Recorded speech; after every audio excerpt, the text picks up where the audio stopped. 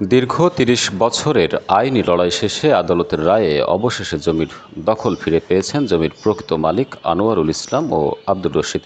তারা ঝিনাইদহ সদর উপজেলার গান্না ইউনিয়নের ছোট ঝিনাইদহ গ্রামের বাসিন্দা।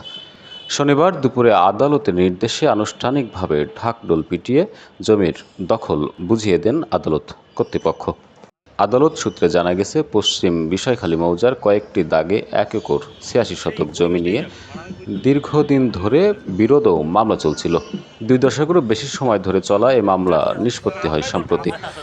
ঝিনাইদহ জেলা ও দায়রা জজ আদালতের জারিকারক মোহাম্মদ ওমর শরীফ জানান, শাকিন পশ্চিম ঝিনাইদহ স্পোর্টস চণ্ডীপুর থানা জেলা ঝিনাইদহ গ্রামে আসিয়া ডিগ্রিদার পক্ষ মোহাম্মদ সেলিম রেজা পিতা মোহাম্মদ আনারুল ইসলাম পশ্চিম ঝিনাইদহ পশ্চিম ঝিনাইদহ পোস্ট চণ্ডীপুর থানা জেলা ঝিনাইদহ এবং বিবাদী দায়িক পক্ষ মোহাম্মদ ময়নাল হোসেন পিতা মৃত আব্দুল গনি পশ্চিম ঝিনাইদহ পোস্ট চণ্ডীপুর থানা জেলা ঝিনাইদহ।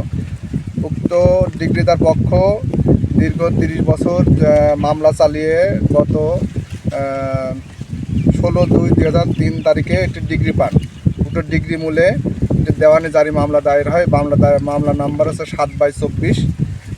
এটা সিভিল ঝিনাইদহ সিনিয়র সিভিল জজ আদালত সদর হইতে এটা ইস্যু হয়। আমরা ওই দখলি পরোয়ানা নিয়ে উক্ত জমি জমা ডিগ্রিদার পক্ষকে দখল বুঝাইয়া দিয়া দখল সমাপ্ত করিলাম। জানান, দীর্ঘ ৩০ বছরের আইনি লড়াই শেষে জমি ফিরে পেয়ে তারা অত্যন্ত আনন্দিত। বছরেরও অধিক কাল এই মকদ্দমা চলছে, তাতে আমি প্রায় নিঃস্ব। এরপরেও যে আমরা ন্যায় বিচার পালাম, তার জন্যে আমরা আনন্দিত। এদিকে বহুদিন পর জমির দখল ফিরে পাওয়া এলাকায় স্বস্তি ফিরে এসেছে বলে জানিয়েছেন স্থানীয়রা।